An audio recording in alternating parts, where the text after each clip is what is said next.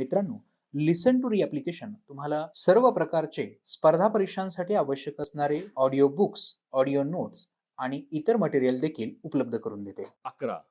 बदलता भारत भाग 1. 1990 पासून भारताने विविध क्षेत्रात केलेली प्रगती ही या पाठाची मध्यवर्ती कल्पना आहे.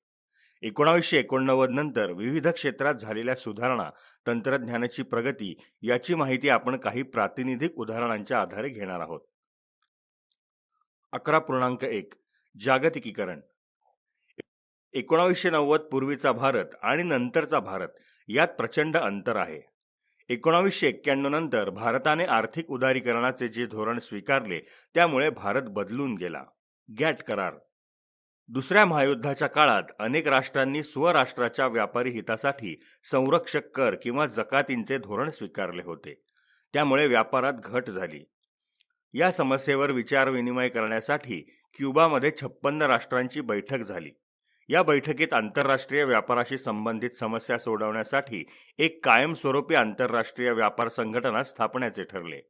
1947च्या जिनिव्हा परिषदेत जो करार झाला तो गॅट करार म्हणून ओळखला जातो. हा करार म्हणजे जगातील पहिला बहुउद्देशीय व्यापारी करार होय. या करारानुसार उत्पादन आणि विनिमय या मार्गांद्वारे आर्थिक विकास करणे, परममित्र राष्ट्रोचित व्यवहार, मोस्ट फेवर्ड नेशन्स ट्रीटमेंट करणे या गोष्टींना प्राधान्य देण्यात आले होते.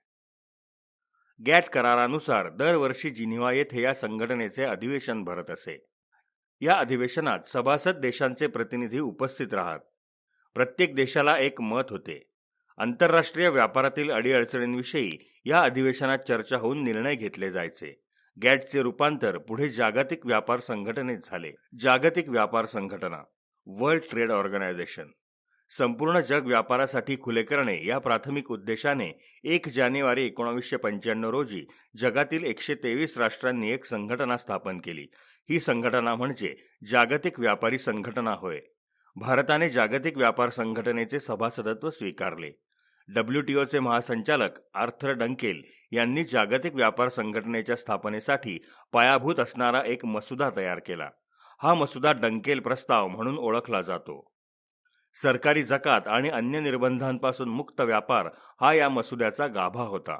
यालाच उदारीकरण असे म्हणतात.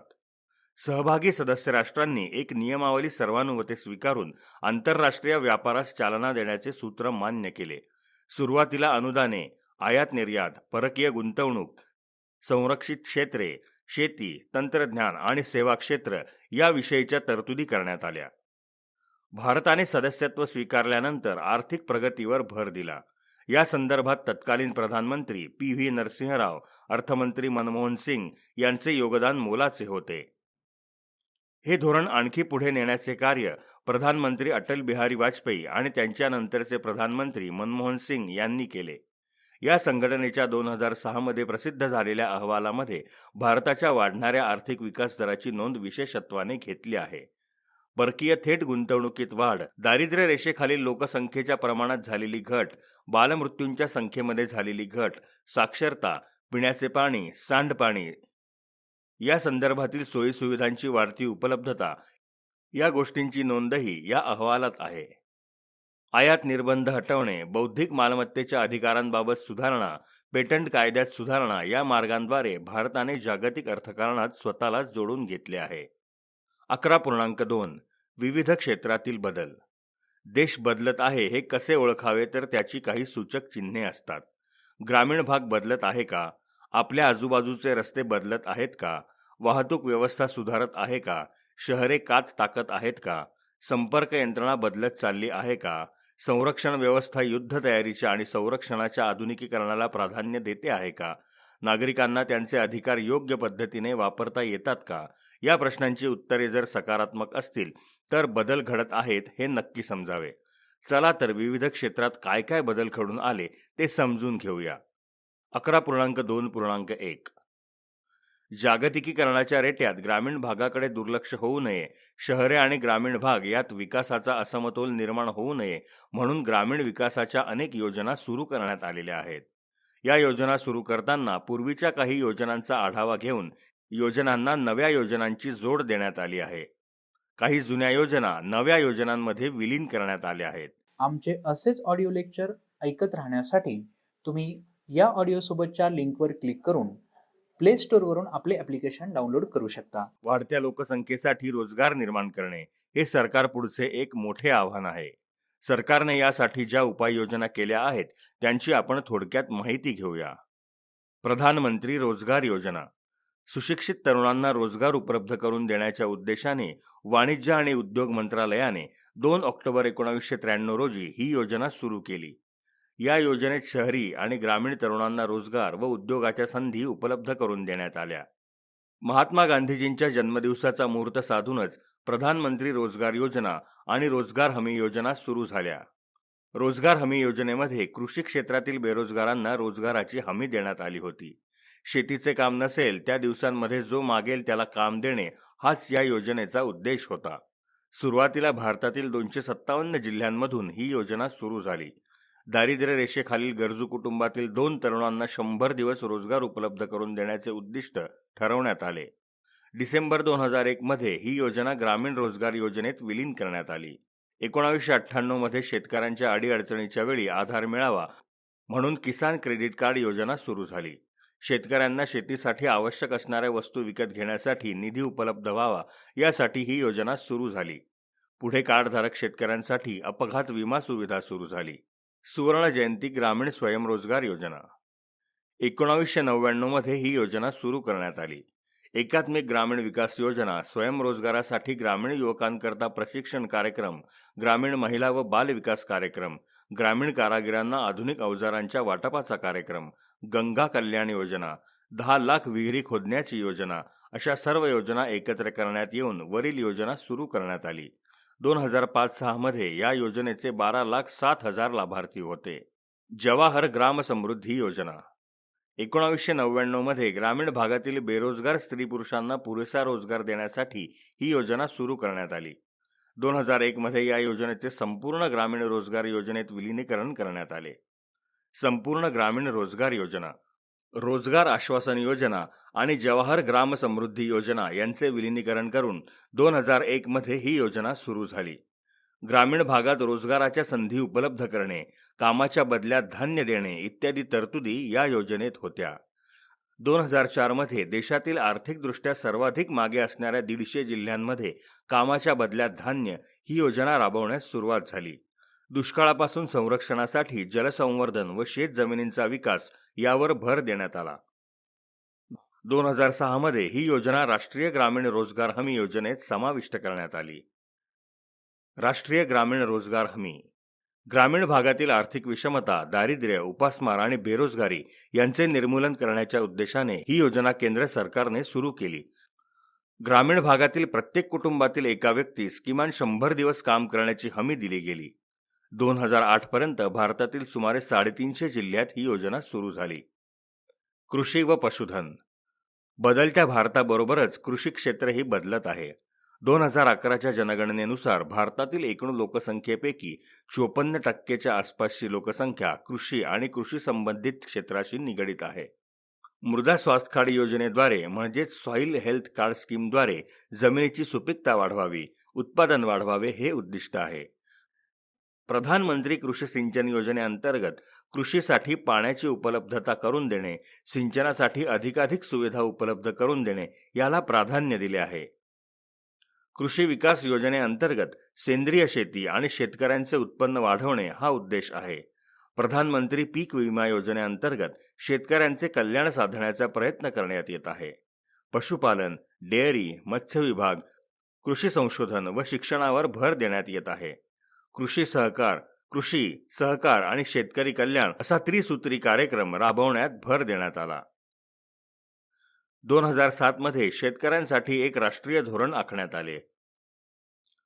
कृषीसाठी ज्या विविध योजना तयार करण्यात आल्या त्यांचे दृश्य परिणाम हळूहळू दिसू लागले आहेत. पीक विमा योजनेअंतर्गत नैसर्गिक संकटे, कीटकनाशके, आजारपण, प्रतिकूल हवामान यामुळे पीक नष्ट झाल्यास शेतकऱ्याला नुकसान भरपाई देण्याची सोय झाली. भारतीय कृषी संशोधन परिषदेच्या माध्यमातून कृषी विज्ञान केंद्रांना प्रोत्साहन देण्यात येत आहे. कृषीविषयक प्रदर्शनांच्या माध्यमातून शेतकऱ्यांपर्यंत नवे तंत्रज्ञान, शेतीतील नवनवे प्रयोग पोहोचवण्यात येत आहेत. आमचे असेच ऑडिओ लेक्चर ऐकत राहण्यासाठी तुम्ही या ऑडिओ सोबतच्या लिंकवर क्लिक करून प्ले स्टोअरवरून आपले ॲप्लिकेशन डाउनलोड करू शकता. देशी वाणांची बीजे आणि देशी गोवंश यांना प्राधान्य दिले आहे.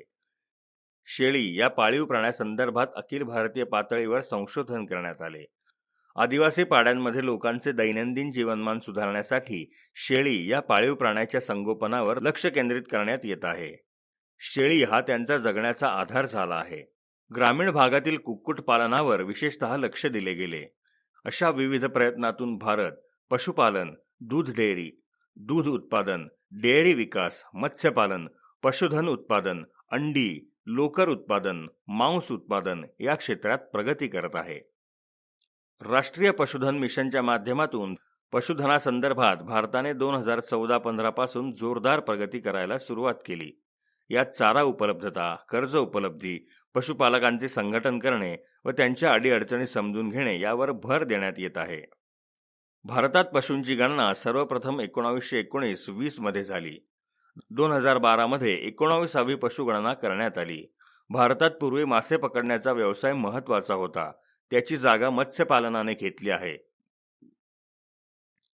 हे क्षेत्र वेगाने विकसित होत आहे.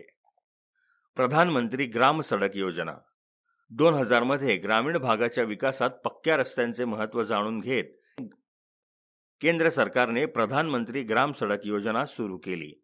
सुरुवातीला 1000 पर्यंत लोकसंख्या असणारी गावे पक्क्या रस्त्यांनी जोडण्याचे काम सुरू झाले. 2001 मध्ये ही योजना प्रधानमंत्री ग्रामोदय योजनेत समाविष्ट करण्यात आली. 2005 पर्यंत सुमारे 75,000 किलोमीटर लांबीचे रस्ते या योजनेअंतर्गत बांधण्यात आले. देशाच्या आर्थिक प्रगतीचा लाभ ग्रामीण भागातील लोकांना विशेषत्वाने होऊन त्यांचे जीवन बदलून जावे हा या योजनेचा उद्देश होता. आरोग्य, शिक्षण, पिण्याचे पाणी, घर, रस्ते आणि वीज या सुविधांचा विकास करण्यासाठी ही योजना अंमलात आणली गेली.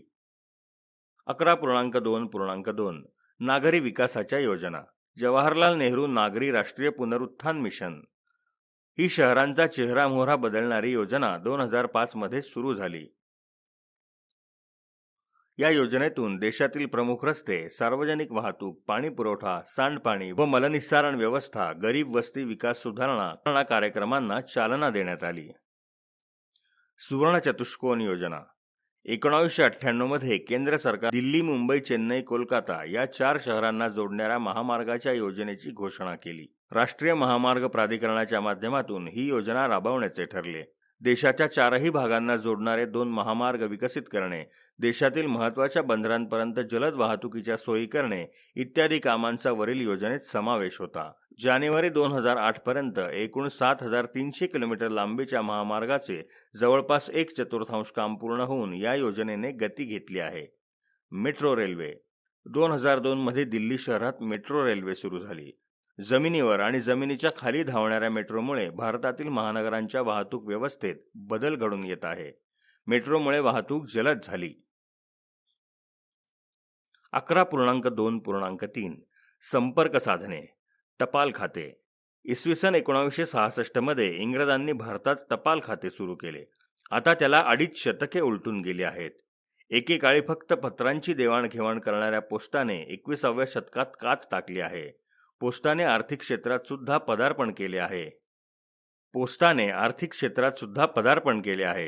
पोस्टाच्या वतीने बचत खाते, मुदत ठेवी, सार्वजनिक भविष्य निर्वाह निधी, किसान विकास पत्र, सुकन्या समृद्धी खाते इत्यादी योजना राबवल्या जातात.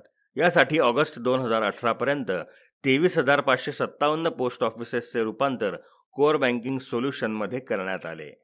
ऑटोमेटेड टेलर मशीन, ATM सुरू करण्यात आली.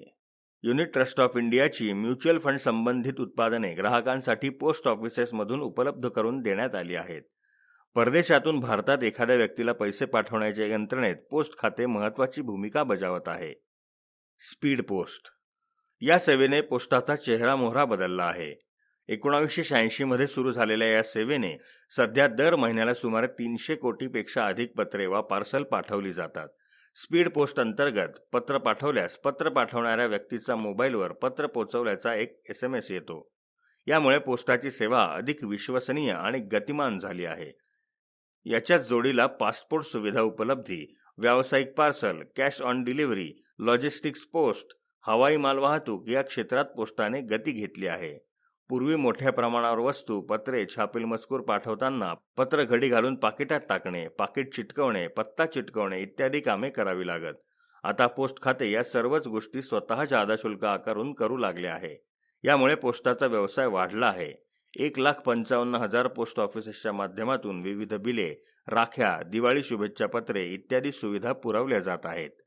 ऋषिकेश व गंगोत्री येथून गंगाजल उपलब्ध करून ते ग्राहकांपर्यंत पोहोचवण्याची व्यवस्था 2016 पासून सुरू झाली आहे. याच्याच जोडीला स्वतःचे छायाचित्र वापरून स्टॅम्प तयार करणे, नवीन तिकिटे विक्रीसाठी उपलब्ध करून देणे, तिकिटे संग्राहकांसाठी विशेष योजना राबवणे यासाठी 80 पोस्ट ऑफिसमधून पोस्ट शॉप योजना सुरू करण्यात आली आहे. आमचे असेच ऑडिओ लेक्चर ऐकत राहण्यासाठी तुम्ही या ऑडिओ सोबतच्या लिंकवर क्लिक करून प्ले स्टोअरवरून आपले ॲप्लिकेशन डाउनलोड करू शकता.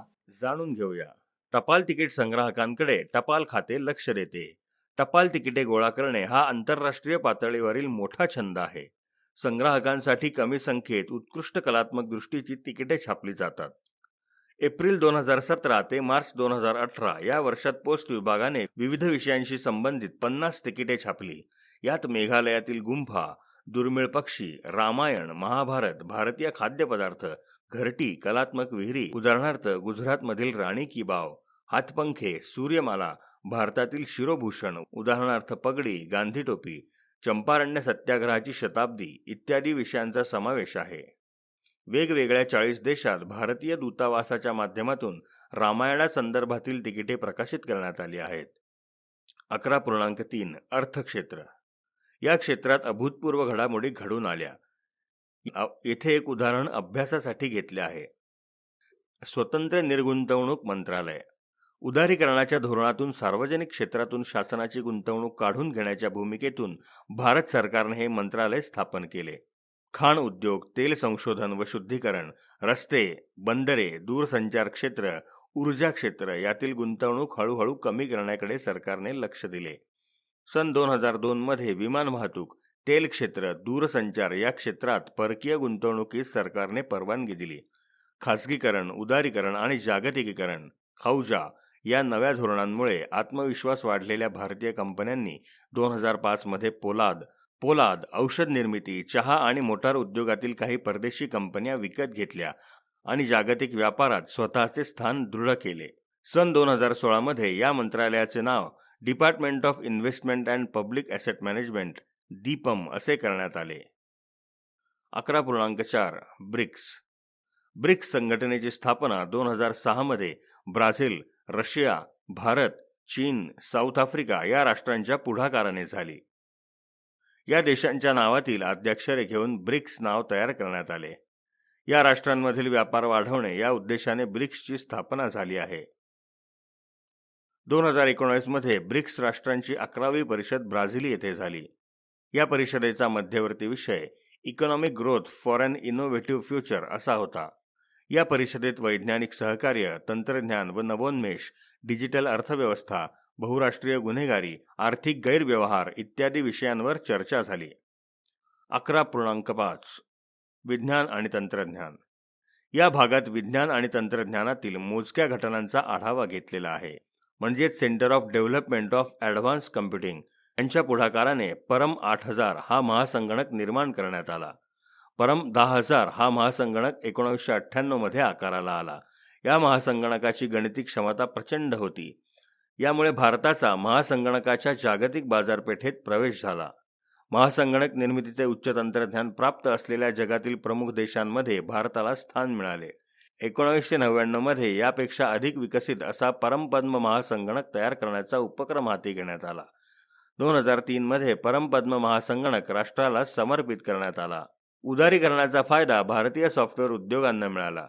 केंद्र सरकारचे सॉफ्टवेअर क्षेत्राच्या विकासासाठीचे अनुकूल धोरण, उद्योगांची दूरदृष्टी, संगणक आणि माहिती तंत्रज्ञानाचा भारतभर झालेला प्रसार, इंग्रजी भाषेवर प्रभुत्व असणारे कुशल संगणक अभियंते यांच्यामुळे 1995-96 मध्ये भारताच्या एकूण निर्यातीत सॉफ्टवेअर क्षेत्राचा मोठा वाटा 3.2% होता, तो 2005 नंतर 25% अधिक गेला.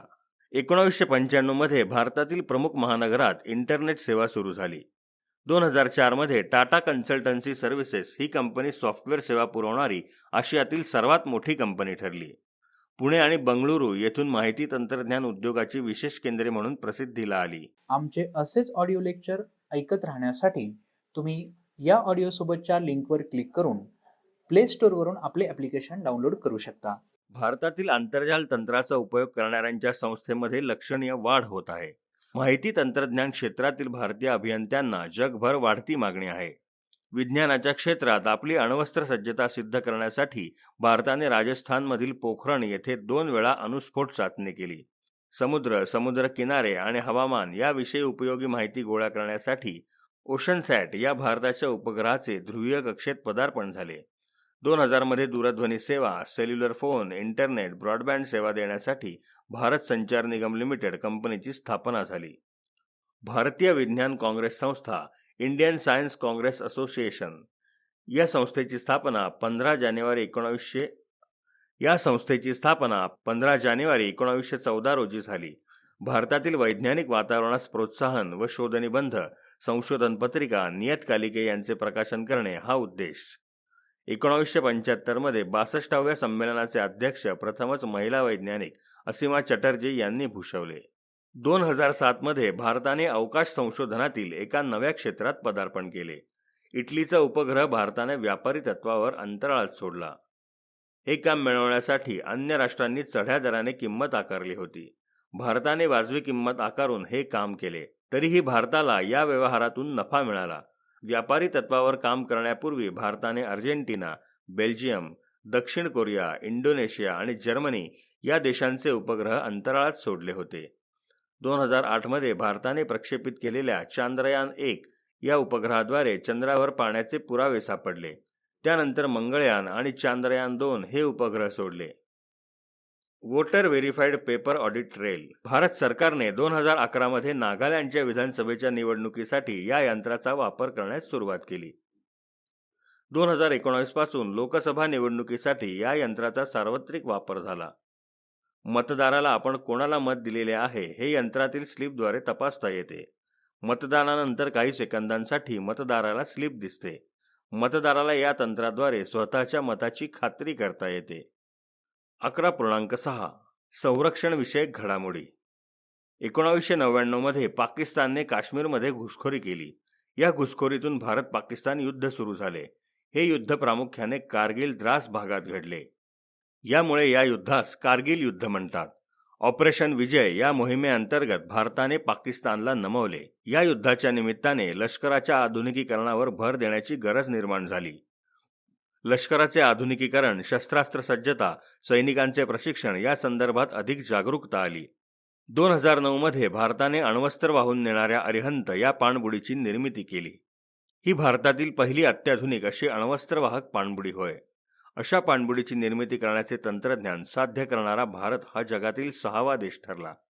या प्रकल्पात सरकारने खासगी उद्योजकांची सुद्धा मदत घेतली होती. पुढील काळात भारताने संरक्षण क्षेत्रात स्वदेशी म्हणजेच मेक इन इंडिया तंत्रज्ञान वापरणे, सैन्यात महिला अधिकाऱ्यांची भरती याकडे लक्ष दिले. याच्या जोडीला भारताने विविध देशांच्या सैन्याबरोबर लष्करी सराव करण्यावर भर दिला आहे. अत्याधुनिक तंत्रज्ञानाची देवाणघेवाण करणे, दहशतवाद्यांशी मुकाबला करणे, स्वतःच्या क्षमता वाढवणे, दहशतवादाचा बिमोड करताना अत्याधुनिक तंत्रज्ञानाचा अधिकाधिक वापर कसा करता येईल यावर लक्ष केंद्रित करण्यात आले आहे. या धोरणातून भारत आणि ओमान देशाचे लष्कर यांच्यात हिमाचल प्रदेशातील बकलोह येथे संयुक्त सराव झाला. नेपाळी सैन्याबरोबरच्या सरावात डोंगराळ भागात दहशतवाद्यांशी कसे लढायचे यावर भर देण्यात आला. जम्मू काश्मीर रायफलचे सैनिक आणि मंगोलियाचे लष्कर यांच्यात संयुक्त सराव झाला. भारत व अमेरिका यांच्या संयुक्त सैन्याचा सराव अमेरिकेत झाला. श्रीलंकेच्या सैन्याबरोबरचा संयुक्त सराव महाराष्ट्र राज्यातील पुणे शहरात आयोजित केला गेला. या सरावात अर्धनागरिक क्षेत्रातील दहशतवादाविरोधात कृती कशी करता येईल संदर्भात प्रशिक्षण देण्यात आले. रशियाबरोबर भारतीय सैन्याचा संयुक्त सराव रशियात आयोजित करण्यात आला होता. असेच सराव बांगलादेश आणि इंग्लंड यांच्याबरोबरही आयोजित करण्यात आले होते. या सरावांमुळे दोन्ही देशातील तंत्रज्ञानाची देवाणघेवाण होते. समस्या सोडवण्याचे अभिनव मार्ग हाताळले जातात. शस्त्रास्त्रांच्या आधुनिकीकरणामुळे संशोधनाला दिशा मिळते. आमचे असेच ऑडिओ लेक्चर ऐकत राहण्यासाठी तुम्ही या ऑडिओसोबतच्या लिंकवर क्लिक करून प्ले स्टोअरवरून आपले ॲप्लिकेशन डाउनलोड करू शकता. सैन्य दलात प्रवेश करणे हा तरुण तरुणींसाठी आपली कारकीर्द घडवण्याचा एक उत्तम मार्ग आहे. महिलांसाठी सैन्यात किमान 8 विभागात अल्पकालीन सेवा करण्याची म्हणजेच शॉर्ट सर्व्हिस कमिशन यांची संधी उपलब्ध झाली आहे. यात अल्पकाळासाठी लष्करात सेवा देण्यात येते. केंद्रीय लोकसेवा आयोगाच्या माध्यमातून महिलांना सैन्यात भरती होता येते. ज्यांनी NCCचा अभ्यासक्रम पूर्ण केलेला असेल त्यांना काही जागा राखीव असतात. 11.7 युवकांसंदर्भातील धोरण. भारत हा सर्वाधिक युवा लोकसंख्या असणारा देश आहे. वय वर्ष 15 ते 29 असणाऱ्यांना युवक संबोधले जाते. या युवकांना शिक्षणाच्या संधी, कौशल्य उपलब्ध करून दिल्यास हा युवा वर्ग भारताच्या विकासात महत्त्वाचे योगदान देऊ शकेल. 1972 मध्ये स्थापन झालेल्या नेहरू युवा केंद्र संघटना या संस्थेच्या माध्यमातून युवकांना प्रशिक्षण देणे सुरू झाले. या केंद्राच्या अखत्यारीतून जेवढे कार्यक्रम सुरू झाले होते ते राष्ट्रीय युवा सशक्तीकरण कार्यक्रम यात विलीन करण्यात आले. या कार्यक्रमाच्या अंतर्गत साक्षरता, शिक्षण, आरोग्य आणि स्वच्छता, कुटुंब कल्याण, पर्यावरण संरक्षण, सामाजिक प्रश्नांसंदर्भात जागृती, ग्रामीण विकास, कौशल्य विकास, स्वयंरोजगार इत्यादी विषयांवर भर देण्यात आला. 12 जानेवारी हा स्वामी विवेकानंद यांचा जन्मदिवस राष्ट्रीय युवक दिन म्हणून पाळला जातो. जानेवारी महिन्यात राष्ट्रीय युवक महोत्सव साजरा करण्यात येतो. केंद्र सरकार आणि एखादे राज्य यांच्या संयुक्त विद्यमाने हा समारोह आयोजित केला जातो. युवकांमधील विविध कलागुणांना वाव देण्यासाठी हा कार्यक्रम आयोजित केला जातो. युवकांच्या साहसी वृत्तीला प्रोत्साहन देण्यासाठी युथ हॉस्टेल्स, युवकांसाठी वसतिगृहे स्थापन करण्यात आली आहेत. केंद्र आणि राज्य यांच्या सहकार्याने ही वसतिगृहे उभारण्यात आली आहेत. युवकांना भारतात ऐतिहासिक व सांस्कृतिकदृष्ट्या महत्त्वाच्या असलेल्या विविध ठिकाणी कमीत कमी खर्चात राहण्याची सोय झाली. अशी जवळपास 83 वसतिगृहे अस्तित्वात आली. स्काउट आणि गाईड संस्थेच्या माध्यमातून राष्ट्रीय सेवा योजना NSS नॅशनल सर्व्हिस स्कीम आणि राष्ट्रीय छात्रसेना नॅशनल कॅडेट कॉर्प्स NCC इत्यादींसारख्या योजनांच्या माध्यमातून युवकांना प्रशिक्षण दिले जात आहे. 11.8 माहितीचा अधिकार अधिनियम 2005. माहितीचा कायदा जगात सर्वप्रथम स्वीडन या देशाने 1776 मध्ये लागू केला. संयुक्त राष्ट्रसंघाने 1946 मध्ये माहितीचा अधिकार हा मानवाचा मूलभूत अधिकार असल्याचे सांगितले.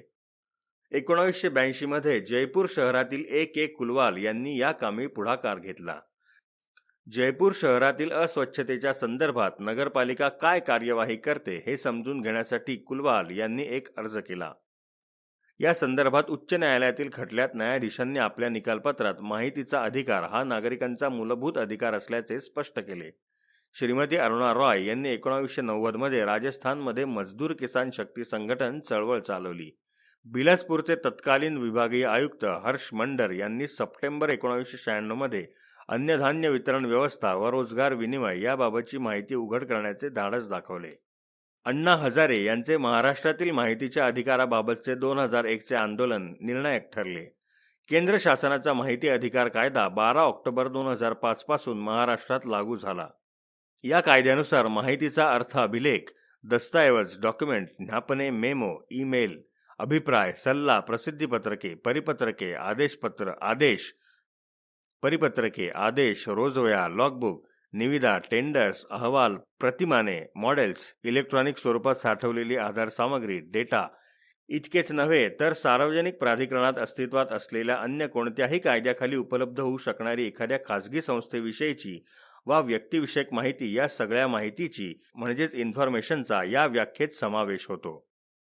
माहितीचा अधिकार, राईट टू इन्फॉर्मेशन, या शब्दात माहिती मिळवण्याचे नागरिकांचे हक्क दिलेले असून अभिलेखांच्या अधिकृत प्रती मिळवणे, टिप्पणी काढणे, उतारे मिळवणे, प्रमाणित सामग्रीचे नमुने मिळवणे, CD, floppy, tape, video cassette या व अशा स्वरूपात किंवा ही माहिती जर संगणकात साठवलेली असेल तर तिच्या मुद्रित प्रती मिळवण्याचा अधिकार अधोरेखित झाला आहे.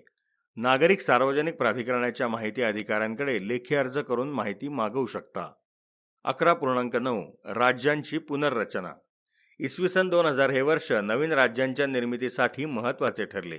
या वर्षात मोठ्या राज्यांचे म्हणजेच मध्य प्रदेश, उत्तर प्रदेश आणि बिहार यांचे विभाजन झाले आणि नवी राज्ये उदयाला आली. छत्तीसगड 1 नोव्हेंबर 2000, उत्तराखंड 9 नोव्हेंबर 2000 आणि झारखंड 15 नोव्हेंबर 2000 अशी 3 राज्ये उदयाला आली. भारताची भाषावार प्रांतरचना झाल्यावर प्रथमच अशा प्रकारे राज्यांची निर्मिती झाली. छत्तीसगड राज्य निर्माण करण्यात यावे अशी मागणी स्वातंत्र्यपूर्व काळात भारतीय राष्ट्रीय काँग्रेसच्या अधिवेशनात सर्वप्रथम करण्यात आली. भारत स्वतंत्र झाल्यावर प्रांत रचनेच्या संदर्भात नेमलेल्या फाझल अली आयोगाने छत्तीसगड राज्य निर्मितीची मागणी फेटाळली. 1998 मध्ये मध्य प्रदेश विधानसभेत छत्तीसगड राज्य निर्मितीचा ठराव मान्य झाला. पुढे केंद्र सरकारच्या पुढाकाराने छत्तीसगड हे नवे राज्य अस्तित्वात आले. उत्तराखंड, गढवाल व कुमाऊं भागातील जनतेने 1930 मध्येच उत्तराखंड राज्याची मागणी केली होती. 1938च्या काँग्रेस अधिवेशनात त्याला पाठिंबा देण्यात आला. स्वातंत्र्योत्तर काळात फाझल अली आयोगाने उत्तराखंड राज्याची मागणी फेटाळली. 1957 पासून या भागातील जनतेने स्वतंत्र राज्यासाठी आंदोलन सुरू केले. 1973 मध्ये उत्तराखंड पर्वतीय राज्य परिषद स्थापन झाली. 1994 मध्ये लोक आंदोलन तीव्र झाले. लोकांच्या भावनेची दखल घेऊन उत्तर प्रदेश राज्याच्या विधानसभेत स्वतंत्र राज्याचा ठराव संमत करण्यात आला. 2000 मध्ये उत्तरांचल हे स्वतंत्र राज्य अस्तित्वात आले. पुढे त्याचे उत्तराखंड असे नामांतर झाले. झारखंड 1929 मध्ये झारखंड राज्याची मागणी पुढे आली. 1947 मध्ये अखिल भारतीय झारखंड पार्टीची स्थापना होऊन राज्य निर्मितीच्या मागणीला वेग देण्यात आला. 1973 मध्ये तत्कालीन राष्ट्रपती व प्रधानमंत्री यांना स्वतंत्र राज्य निर्मितीचे निवेदन देण्यात आले. 1994 मध्ये बिहारच्या विधानसभेत झारखंड विकास स्वायत्त मंडळ स्थापनेचे विधेयक मंजूर झाले. ऑगस्ट 2000 मध्ये बिहारचे विभाजन करून स्वतंत्र झारखंड राज्य स्थापन करण्याची तरतूद असणारे विधेयक लोकसभेत मंजूर झाले. 15 नोव्हेंबर 2000 रोजी झारखंड हे स्वतंत्र राज्य अस्तित्वात आले. तेलंगण हे राज्य 2014 मध्ये अस्तित्वात आले. हे राज्य त्यापूर्वी आंध्र प्रदेश या राज्याचा भाग होते. तेलंगण राष्ट्रीय समितीने तेलंगण हे वेगळे राज्य घोषित करण्यासाठी आंदोलन सुरू केले. 2001 मध्ये भारत सरकारने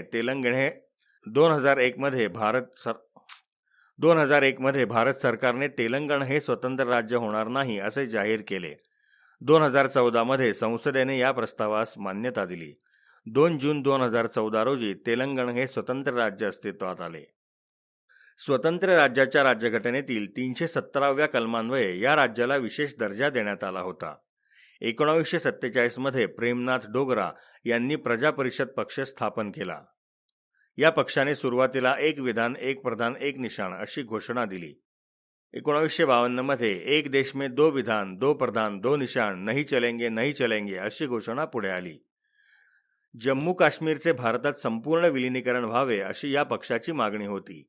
सत्तेवर असणारा नॅशनल कॉन्फरन्स पक्ष मात्र राज्याची स्वायत्तता गमवायला तयार नव्हता. जनसंघाचे नेते डॉक्टर श्यामाप्रसाद मुखर्जी यांनी संपूर्ण विलिनीकरणाच्या मागणीला पाठिंबा दिला. 2019च्या ऑगस्ट महिन्यात भारत सरकारने कलम 370 रद्द करण्याचा निर्णय घेतला. 31 ऑक्टोबर 2019 पासून जम्मू काश्मीर राज्याऐवजी जम्मू काश्मीर आणि लडाख असे 2 केंद्रशासित प्रदेश अस्तित्वात आले. पुढील पाठात आपण भारतातील सामाजिक, क्रीडा व पर्यटन या क्षेत्रांविषयी माहिती घेणार आहोत. लिसन टू ॲप्लिकेशन तुम्हाला सर्व स्पर्धा परीक्षांसाठी आवश्यक असणारी ऑडिओ नोट्स, ऑडिओ बुक्स आणि इतर मटेरियल देखील उपलब्ध करून देते. चला तर मित्रांनो, भेटूयात पुढच्या लेक्चरमध्ये. तोपर्यंत धन्यवाद.